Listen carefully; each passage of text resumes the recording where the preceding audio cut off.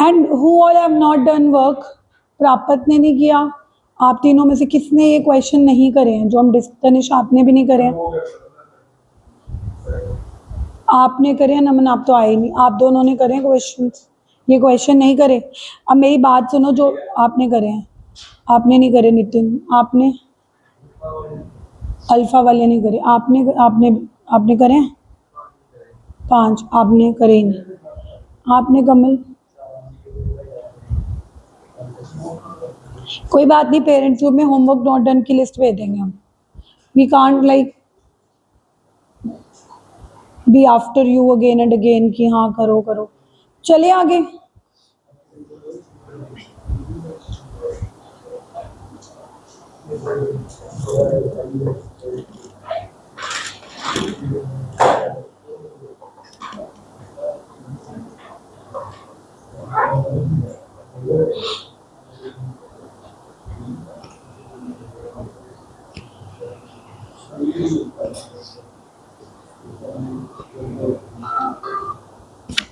Next doubt is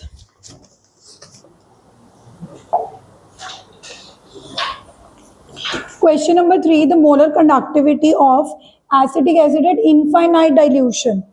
अब मेरी बात सुनो, अगर उन्होंने बोला कि molar conductivity at infinite dilution, मतलब वो लिमिटिंग मोलर कंडक्टिविटी ही है। कहीं तुम बोलो कि मैम लिमिटिंग नहीं था तो हमने यहाँ पे नॉट नहीं लगाया। लिमिटिंग मोलर कंडक्टिविटी लिखा हो या क्या लिखा हो, molar conductivity at infinite dilution, एक ही बात है। आप डाइल्यूशन इन्फिनिटी तक कर रहे हो, वही लिमिटिंग मोलर कंडक्टिविटी होती है।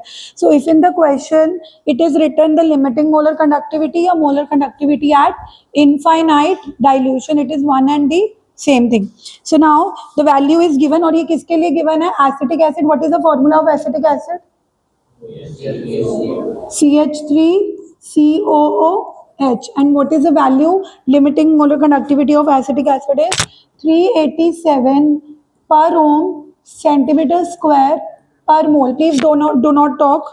At the same temperature but at a concentration of 1 mole in 1000 liter, it is, अब ये कह रहे हैं कि सेम टेम्परेचर पर, सुन लो question Ridham, this is your doubt.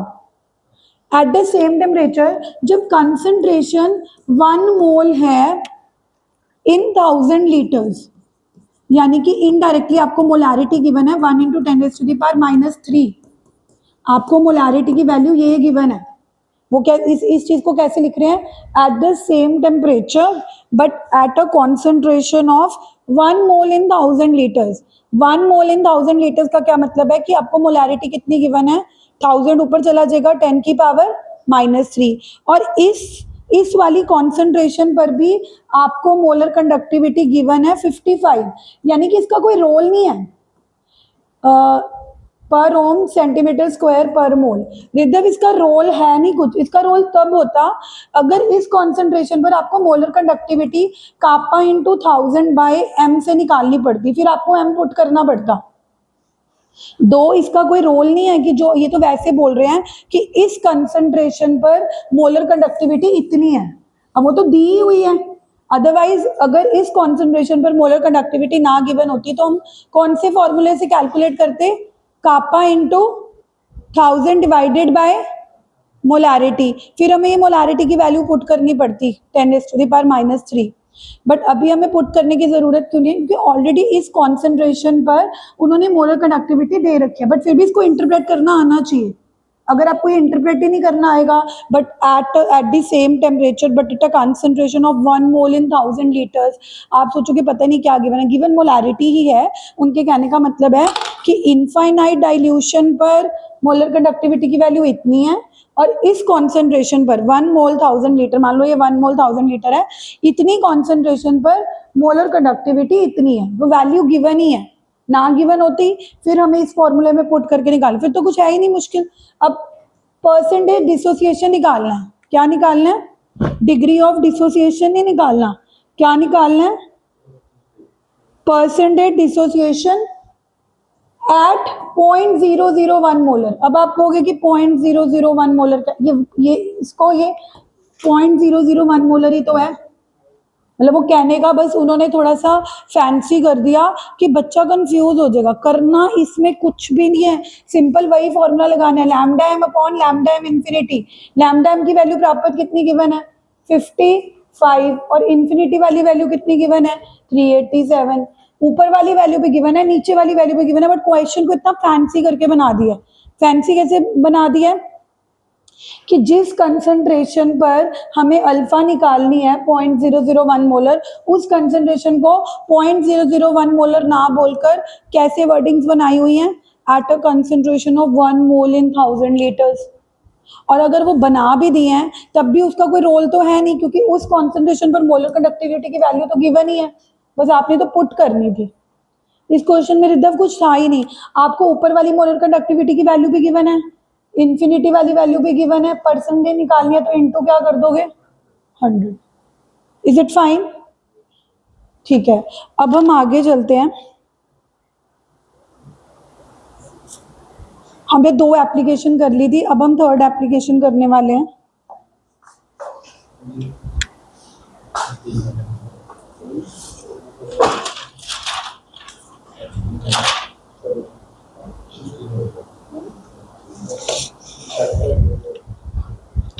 Soon low please, आज मैं खत्म करूंगी कल राजलोक की एप्लीकेशंस। क्या नाम है आपका? Raman please. Everybody, now we are on the last 2 application. The 3rd application is to find the, पहले समझ लो फिर लिखना, the dissociation constant, still talking, of weak acid। अब इसका मतलब क्या है, थोड़ा सा इक्विलिब्रियम में जाएंगे। जो वीक एसिड होते हैं उनकी प्रॉब्लम क्या होती है, जैसे मान लो आप अभी तक बार बार बोल रहे हो कि वीक एसिड एसिटिक एसिड है, वीक एसिड एसिटिक एसिड है। इनकी प्रॉब्लम ये थी कि 100% डिसोशिएट नहीं करते, मे बी 60% करते हैं, एंड उससे भी ज्यादा प्रॉब्लम क्या है कि हर बार 60% भी नहीं करते। जैसे मैं आपको बोल रही थी कि इस कंसंट्रेशन पर 60% कर रहे होंगे तो आप पानी बढ़ा दोगे तो मे बी 70% हो जाए, और पानी बढ़ा दोगे तो मे बी 80% हो जाए। तो किसी भी कंसंट्रेशन पर जो उनकी डिग्री ऑफ डिसोसिएशन अल्फा होती है वो निकालनी पड़ती है। जैसे अभी आपने पिछले क्वेश्चन में अल्फा कैसे निकाली, lambda M upon lambda M infinity, यानी कि आपने देखा कि इंफिनिटी पे वो कितना कंडक्ट कर रहा है, और जिस कंसंट्रेशन पर आप देखना चाहते हो कि वो कितना डिग्री ऑफ डिसोसिएशन है, मतलब कितना परसेंट डिसोशिएट हो रहा है, तो वहां पे आपने उसकी मोलर कंडक्टिविटी की वैल्यू पुट करके अल्फा निकाला। लेकिन अगर इसी पिछले क्वेश्चन में मैं कंसंट्रेशन बदल दूं, 0.001 की जगह पानी और डाल के 0.0001 कर दूं, तो लैम्डा एम की वैल्यू बदल जाएगी। लैम्डा एम मतलब वो ज्यादा कंडक्ट करने लगेगा, लैम्डा एम की वैल्यू बदल जाएगी तो दोनों की अल्फा बदल जाएगी।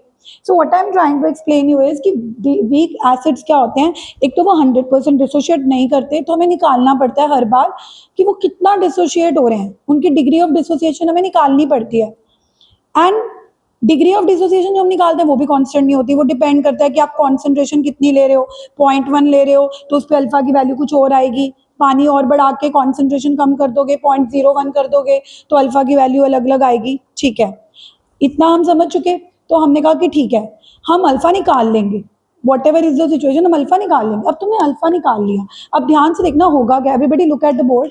मान लो आप एक वीक एसिड की कुछ कॉन्सेंट्रेशन लेते हो, सी मतलब कुछ भी उसकी कॉन्सेंट्रेशन लेते हो, 1 मोल पर लीटर, 0.1 मोल पर लीटर, 0.01 मोल पर लीटर, कुछ भी हो सकती है ना। तो मैंने सी ले ली, क्या ले ली, पर्टिकुलरली 1.1 0.01 क्यों नहीं ली, वो तो कुछ भी हो सकती है ना।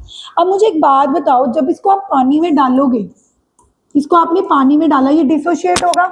नमन बताओ कौन से आयंस में डिसोशिएट होगा, एसिटिक एसिड कौन से आयंस में डिसोशिएट होगा, कौन से आयन दिख रहे हैं बोलो, CH3COO नेगेटिव प्लस।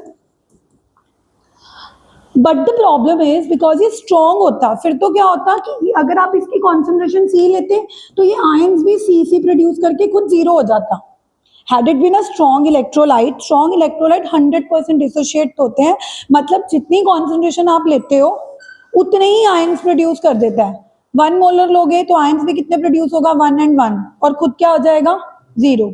अगर 0.1 लोगे तो कौन NaCl है, NaCl 0.1 लेते हो तो Na पॉजिटिव भी कितने प्रोड्यूस करता है 0.1, Cl नेगेटिव भी कितने प्रोड्यूस करेगा 0.1, खुद क्या हो जाएगा 0। But is it correct to write here like this? No. अगर मैं ये लिख रही हूँ कि ये कंसंट्रेशन C ले रहे हैं और इसे आयंस भी कितने प्रोड्यूस कर दिए C, और ये खुद कितना हो गया 0, ये तो स्ट्रॉन्ग इलेक्ट्रोलाइट हो गया।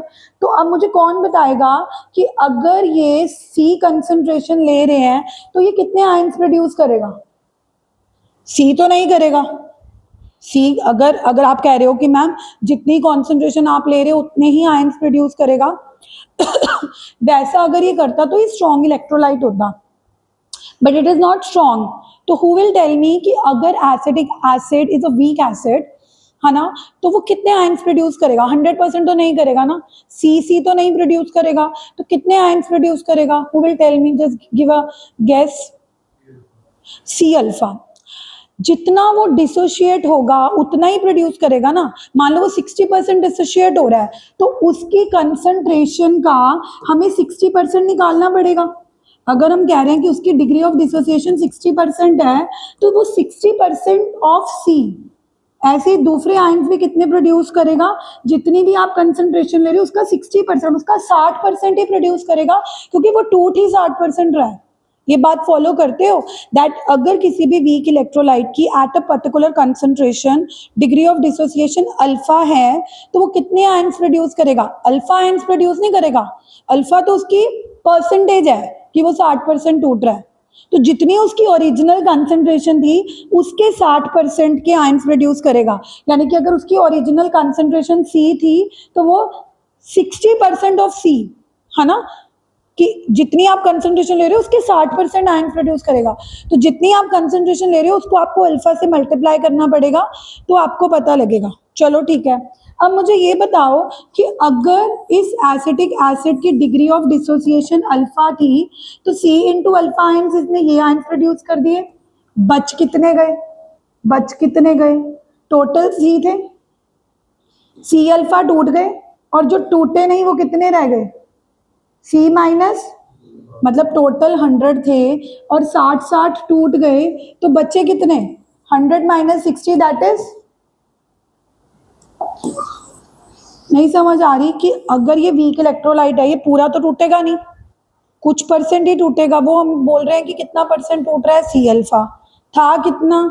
C, तो C था, टूटा सिर्फ कितना? C अल्फा, तो बच कितना गया? C माइनस, मतलब वीक एसिड में आयंस भी होंगे और कुछ ऐसा एसिटिक एसिड का पोर्शन भी होगा ना जो अनडिसोशिएटेड फॉर्म में होगा, कुछ ऐसा पोर्शन भी होगा जो किस फॉर्म में होगा?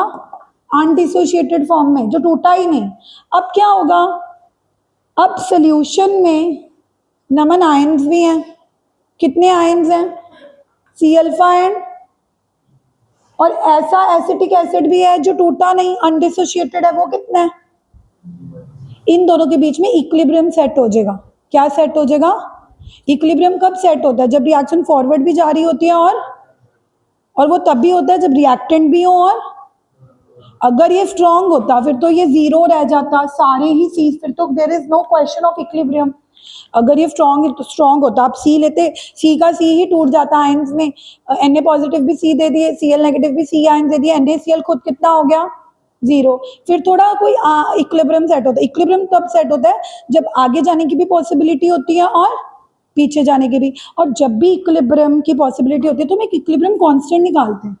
क्या निकालते हैं? इक्विलिब्रियम। कैसे निकालते थे? प्रोडक्ट अपॉन, प्रोडक्ट कौन से हैं? CH3COO negative ions and H positive ions, और रिएक्टेंट कौन से हैं? CH3COOH, और वाटर भी है क्योंकि वाटर हम डाल रहे हैं। अब यहाँ पे पुट करो जरा वैल्यू के इक्विलिब्रियम कांस्टेंट की। CH3CO नेगेटिव आयंस कितने प्रोड्यूस हो रहे हैं?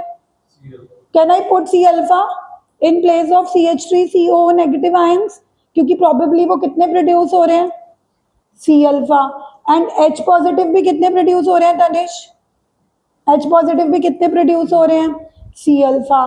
नीचे एसिटिक एसिड C नहीं लेना, अब एसिटिक एसिड कितने बच रहे हैं? Only C minus C alpha. और वाटर इज ऑलमोस्ट कांस्टेंट, तो वाटर की कंसंट्रेशन उधर कांस्टेंट से कांस्टेंट मल्टीप्लाई करके एक नया कांस्टेंट आ जाता है, dissociation constant, C alpha into C alpha upon C common 1 minus alpha, C से सी कट जाएगा, तो के ए का एक फॉर्मूला डिराइव हो गया, C alpha square upon. So this is the third application of Colrage law, that it is also used to find out the dissociation constant of an acid. एक acid का dissociation constant find out करने के लिए भी numerical आते हैं। मतलब कल को अगर आपको एग्जाम में एसिटिक एसिड का डिसोसिएशन कांस्टेंट निकालना आया तो आपको ये पूरी डेरिवेशन करके दिखाने की जरूरत नहीं है, आप तो सिर्फ ये फॉर्मूला लर्न करके जाओगे कि what is the formula to find out the dissociation constant of any weak acid. बोलो, सी अल्फा स्क्वायर अपॉन, उसके लिए सी की वैल्यू कॉन्सेंट्रेशन की वैल्यू गिवन होगी। जैसे रिद्धव जो तूने पिछला क्वेश्चन पूछा है, अगर उसमें के ए निकालना होता तो वो जो कॉन्सेंट्रेशन थी 1 मोल इन 1000 लीटर, उसको इंटरप्रेट करना आना चाहिए, क्योंकि 1 मोल इन 1000 लीटर मतलब 10 की पावर -3, तो आपको यहाँ पे सी की जगह 10 टू द पावर -3 पुट करना पड़ेगा और अल्फा भी निकालना पड़ेगा। क्या निकालना पड़ेगा? मतलब अगर क्वेश्चन के ए का हो तो क्या बिना अल्फा निकाले के ए निकल सकता है? क्योंकि के ए का फॉर्मूला ही किस पे डिपेंड कर रहा है, C alpha square upon 1 minus, तो यानी कि पहले आप अल्फा निकालोगे। अल्फा निकालने का क्या फॉर्मूला है, lambda M upon lambda M, यानी कि third application is connected with the second application. Second application में हम डिग्री ऑफ डिसोसिएशन अल्फा निकाल रहे थे, थर्ड एप्लीकेशन में हम डिसोसिएशन कांस्टेंट निकाल रहे हैं, बट बिना अल्फा के डिसोसिएशन कांस्टेंट नहीं निकल सकता। सो कल को अगर आपको थर्ड एप्लीकेशन का क्वेश्चन आता है, इनडायरेक्टली वो सेकंड एप्लीकेशन का भी तो क्वेश्चन हुआ, क्योंकि जब तक आप अल्फा ही नहीं निकालोगे, will you be able to find out K a? Will you be able to find out K a? से यस और नो? नो। तो अब क्वेश्चन है कि मैम पेपर में क्या आएगा, क्या डेरिवेशन आएगी? Chances are very less, derivation नहीं आएगी। और अगर 3 मार्क्स में एप्लीकेशंस लिखनी भी आती हैं तब भी आप डेरिवेशन मत लिख के दिखाओ, क्योंकि 3-4 एप्लीकेशन है। पहली एप्लीकेशन थी to find the limiting molar conductivity of weak electrolyte using strong electrolyte. Second application कल करवाई थी to find the degree of dissociation. Third application आप क्या लिखोगे, to find the dissociation constant of weak acid. तो अगर आप सिर्फ फॉर्मूला भी कोड कर दोगे तब भी चलेगा, बट मेरा जो पर्पस होता है डेरिवेशंस को करवाने का, that is to make the foundation strong. जब सीधा ही फॉर्मूला पक्का पकाया दिखा दो तो you do not get the ultimate understanding of that topic. लेकिन अभी आपको पता लग रहा है कि डिसोसिएशन कांस्टेंट का मतलब है कि पहले इक्विलिब्रियम आया। इक्विलिब्रियम क्यों आया? क्योंकि कुछ आयंस टूटे और कुछ आयंस नहीं टूटे, तो जो टूटे और जो नहीं टूटे उनके बीच में क्या आ गया, इक्विलिब्रियम। जब भी इक्विलिब्रियम आता है तो हम क्या निकालते हैं, इक्विलिब्रियम प्रोडक्ट अपॉन, और उसी इक्विलिब्रियम कांस्टेंट को ही डिसोसिएशन कांस्टेंट ऑफ एसिड बोलते हैं। जब वही वाटर उधर चला गया तो कांस्टेंट इनटू कांस्टेंट, नया कांस्टेंट मल्टीप्लाई होके डिसोसिएशन कांस्टेंट बन गया। मतलब सो मेनी ऑफ, अब यहाँ से एक और इंटरप्रिटेशन भी सीखो कि जब भी के ए डिसोसिएशन कांस्टेंट गिवन है मतलब वो वीक एसिड ही है, क्योंकि स्ट्रॉन्ग एसिड का कभी भी इक्विलिब्रियम ही नहीं होगा। इक्विलिब्रियम नहीं होगा तो उसका के एग्जिस्ट ही नहीं करेगा। तो ये चीजें आपको पता लगेंगी तभी जब आप डीप जाओगे कि के ए का क्या मतलब है। के ए का सिर्फ एक ये मतलब नहीं है कि it is a dissociation constant of an acid. इसका मतलब है कि डिसोसिएशन कांस्टेंट गिवन है तो कहीं ना कहीं इक्विलिब्रियम आया था, तभी आपने के निकाला। इक्विलिब्रियम तभी आया होगा अगर वीक एसिड होगा, क्योंकि इक्विलिब्रियम आने के लिए रिएक्टेंट भी बचे होने चाहिए और क्या बने होने चाहिए, प्रोडक्ट, तभी रिएक्शन में इक्विलिब्रियम आता है। So this is the third application. अगर किसी को ओवर लग रहा है तो सिर्फ मेरे लिए यही रिक्वेस्ट है कि आपको तो सीधा न्यूमेरिकल आएगा to find the dissociation constant of an acid, तो आपको तो फाइनल फॉर्मूला याद करने की जरूरत है। फाइनल फॉर्मूला क्या था बोलो, सी अल्फा स्क्वायर अपॉन सी क्या होगा, कंसंट्रेशन। कंसंट्रेशन का मतलब मोलारिटी। कंसंट्रेशन का क्या मतलब है, जैसे पिछले क्वेश्चन में मोलारिटी डायरेक्टली ना देके बोल रखा था 1 मोल इन 1000 लीटर। पिछले क्वेश्चन में क्या गिवन था, 1 मोल इन, तो दैट इनडायरेक्टली मेंट 1 इंटू 10 की पावर -3 और 0.001, तो आप सी की जगह 0.001 पुट कर दोगे। बट कैन वी फाइंड के ए विदाउट फाइंडिंग अल्फा? अगर हमें के ए का क्वेश्चन है तो क्या हम बिना अल्फा फाइंड करे के ए निकाल सकते हैं? नहीं, पहले हमें क्या निकालना पड़ेगा, अल्फा, जिसका हमें सेकंड एप्लीकेशन ने फॉर्मूला दिया हुआ है, क्या फॉर्मूला दिया हुआ है अल्फा निकालने का? Lambda M upon lambda M infinity. Alpha निकालने का फॉर्मूला याद करो ना, लैम्डा एम अपॉन, अब ये किनको याद नहीं है जिन्होंने कल अल्फा के न्यूमेरिकल प्रैक्टिस ही नहीं करे। अगर आप क्वेश्चन साथ साथ प्रैक्टिस नहीं करोगे, रोज सिलेबस आगे आगे आगे आगे बढ़ता रहेगा and you will be blank always. Alpha इतना छोटा formula, still you are not giving the answer. What is the formula of alpha? Lambda M upon, दोनों में क्या फर्क है? नीचे लैम्डा एम इंफिनिटी है, यानी कि लिमिटिंग वाली मोलर कंडक्टिविटी, और ऊपर वाला लैम्डा एम कौन सा है? Molar conductivity at any concentration. जिस भी कॉन्सेंट्रेशन पर आपको उन्होंने मोलर कंडक्टिविटी दी होगी, नहीं दी होगी तो उसको भी निकालने के लिए मैंने फॉर्मूला बताया था, kappa into 1000 by M molarity. तो चीजें याद रखोगे तभी फायदा होगा। So can you write this third application? Third application note करो, फिर इसका न्यूमेरिकल करेंगे। To find the dissociation constant of weak acid, consider a weak acid of concentration C and degree of dissociation alpha. So अगर हम उसको C लेंगे, initially वो 0 0 होगा time t is equal to 0 पे, और जब इक्विलिब्रियम आएगा तो वो कितने आयंस प्रोड्यूस करेगा? नितिन ने बताया सी अल्फा, और वो बच कितना जाएगा? C minus C alpha. तो हमने इक्विलिब्रियम कांस्टेंट निकाला, क्योंकि जब भी इक्विलिब्रियम सेट होता है तो we have to find out the equilibrium constant, और वही इक्विलिब्रियम कांस्टेंट Ka बन गया।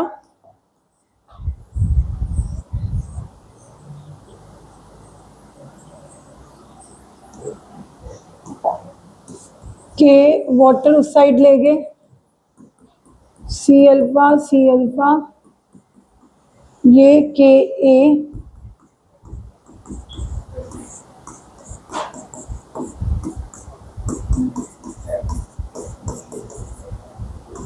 Ka is known as dissociation constant of, if anyone can learn the derivation, it will be appreciated, it will be appreciable, but if you cannot, then just focus on the final formula.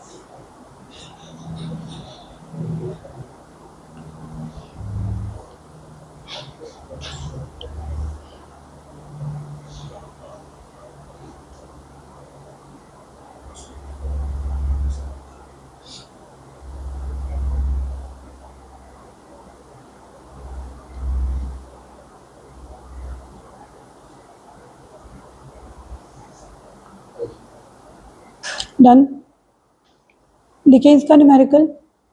अब please आज जब मैं इसका homework दूंगी के numerical करो, साथ साथ न्यूमेरिकल करने का बेनिफिट ये होता है कि लर्न द फॉर्मूलाज। अब जिन्होंने कल वाली एप्लीकेशन को अल्फा का फॉर्मूला याद नहीं है, इवन फॉर्मूला याद है तो उनको क्वेश्चन करने नहीं आएंगे। तो ये कनेक्टेड है, ये जो एप्लीकेशन है ये कनेक्टेड है। अगर आप साथ साथ न्यूमेरिकल्स नहीं करोगे, मैंने कल भी कहा था, daily giving punishments and making you out, ये आप खुद समझोगे। और वैसे भी के का तो एक ही प्रैक्टिस फॉर प्रॉब्लम गिवन है, एक, सिर्फ एक। तो अब आपके पास बेनिफिट है कि जिन्होंने कल वाला होमवर्क कंप्लीट नहीं करा वो इसके साथ कर लेना। अब ये क्वेश्चन करते हैं, एनसीईआरटी का सॉल्व्ड एग्जाम्पल है। The conductivity of, question is the conductivity of 0.001028 molar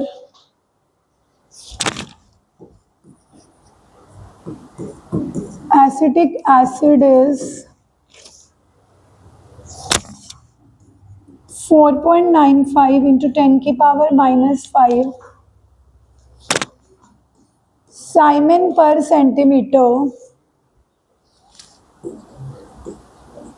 Calculate the dissociation constant if lambda naught of acetic acid if 390.5 Simon.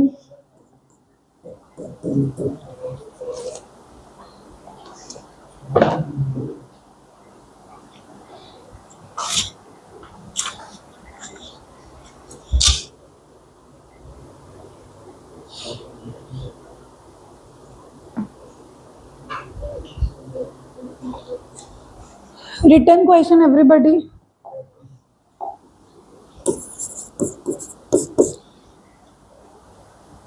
Tanish, can you read? क्या फाइंड आउट करना है? ओके, सो आपको dissociation constant निकालना है। Can you tell me the formula by looking at the okay, C alpha square upon 1 minus alpha. Tanish, C is given to us. Can you read the question? Concentration is given to us. Start, read करो पूरा question.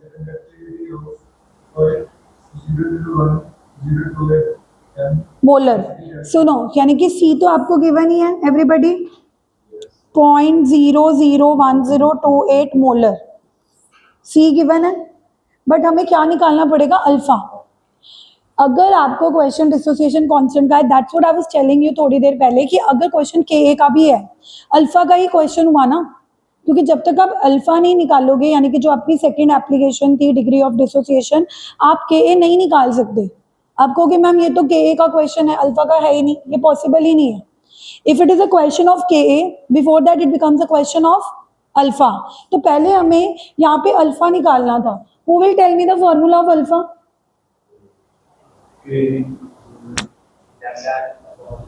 Okay, lambda M, Gurjot कह रहा है lambda M infinity. Gurjot, lambda M infinity is given how much? 390.5 Simon centimeter square per mole. But the problem is lambda m is not given. जिस concentration पर आपको dissociation constant निकालना है उसकी conductivity given है, this is not lambda M.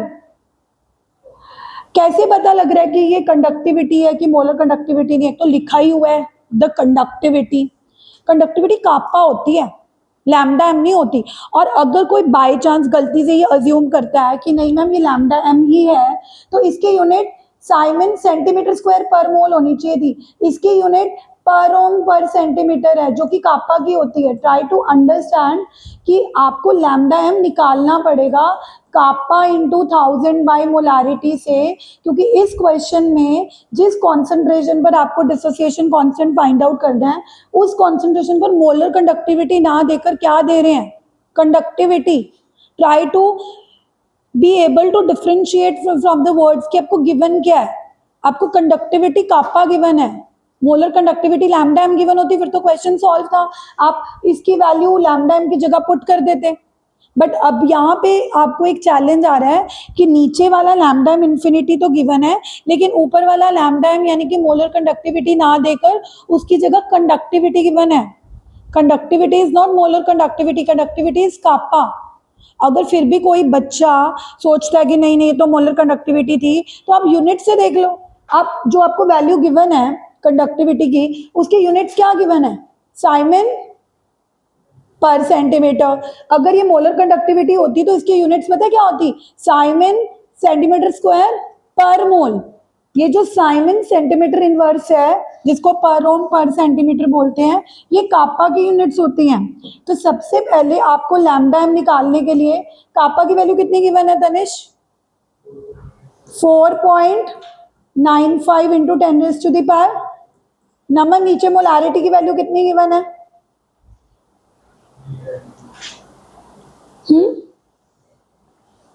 सबसे पहली line पर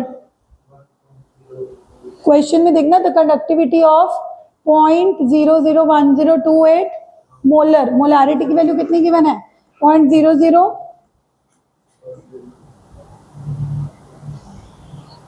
ये पर ओम पर सेंटीमीटर है, ये सेंटीमीटर क्यूब होता है, ये मोल है। तो ऑटोमेटिकली यहाँ से जब आप वैल्यू निकालोगे वो पर ओम सेंटीमीटर स्क्वायर पर मोल जो आपने यहाँ पुट करनी है। कितने बच्चों को समझ आया? ये कितना अच्छा क्वेश्चन है। अच्छा क्यों है? एक एज एन एग्जामिनर वो ये भी चेक कर लेगा कि क्या के ए को निकालने के लिए उसको अल्फा निकालना आता है। अच्छा, अल्फा अगर निकालना आता है, lambda M upon lambda M infinity, इसमें तो ऊपर लैम्डा एम की वैल्यू ही नहीं गिवन। तो अगर बच्चे ने यहाँ से लैम्डा एम की value kappa into 1000 by M से निकाल ली, ये भी चेक हो जाएगा कि बच्चे को लैम्डा एम भी निकालना आता है। तो examiner usually try to put a question जिसमें एक ही क्वेश्चन में बहुत कुछ टेस्ट हो रहा है। इसमें क्या क्या टेस्ट हो रहा है, यहाँ पे सिर्फ डिसोसिएशन कांस्टेंट निकालना टेस्ट थोड़ा हो रहा है, उसको निकालने के लिए बच्चे को अल्फा भी निकालना आना चाहिए। तो ये भी पता लग जाएगा कि बच्चे को अल्फा निकालना आता है कि नहीं। अल्फा निकालने के लिए लैम्डा एम की वैल्यू भी नहीं गिवन, तो लैम्डा एम का के साथ क्या रिलेशनशिप है वो भी बच्चे को पता होना चाहिए, तभी वो लैम्डा एम निकाल पाएगा। So from the same question आप लैम्डा एम निकालना भी करके दिखा रहे हो टीचर को, उससे अल्फा निकालना भी सिखा रहे हो, फिर अल्फा की वैल्यू से यहाँ पे पुट करके के निकालना दिखा रहे हो। यानी कि एक ही क्वेश्चन में कितने फॉर्मूले यूज हो गए, 3। पहले to find the formula of K वाला फॉर्मूला, फिर उसके लिए अल्फा निकालने वाला फॉर्मूला, अल्फा के लिए जो लैम्डा एम निकालना है पहले वो फॉर्मूला। तो it's a very good question. अब मेरी बात सुनो, ये के का एक ही प्रैक्टिस फॉर प्रॉब्लम है जो मैं आज सेंड करूंगी। तो आज आपके पास बहुत अच्छी अपॉर्चुनिटी है कि जिन्होंने पिछले 4 क्वेश्चन अल्फा के और उससे पहले 7 क्वेश्चन लैम्डा एम वाले नहीं करे हैं वो कंप्लीट करो, क्योंकि आप आगे बढ़ ही नहीं सकते बिना क्वेश्चन करे या पार्शली करे। अगर जो लोग पार्शली भी कर रहे हैं कि मैम 3-4 कर लिए, you will not be able to reach anywhere. आप सीबीएसई 2026 का रिजल्ट देख के भी ये बात नहीं समझ रहे हो, तो I think you are really mistaken. आपको सच में अब और क्या इंस्पिरेशन या मोटिवेशन चाहिए जब आप देख रहे हो कि इतना पढ़ने के बाद भी बच्चों के मार्क्स नहीं आए। प्लीज स्टडी में मैं आपको कोई बहुत ओवर वर्क नहीं दे रही हूँ, बहुत जस्टिफाइड होमवर्क देते हूँ। और अगर आप ये कहते हो कि मैं असाइनमेंट करा, तो वो तो आपकी पेंडिंग हफ्ते वाला काम आप कर रहे हो। अब 2 और 3 मार्क्स वाली असाइनमेंट सिर्फ उन्हीं को मिलेगी जिन्होंने मुझे एमसीक्यूज की असाइनमेंट सबमिट करनी है। See you tomorrow and please submit your assignments, और आप अपना टेस्ट लेके जाओ।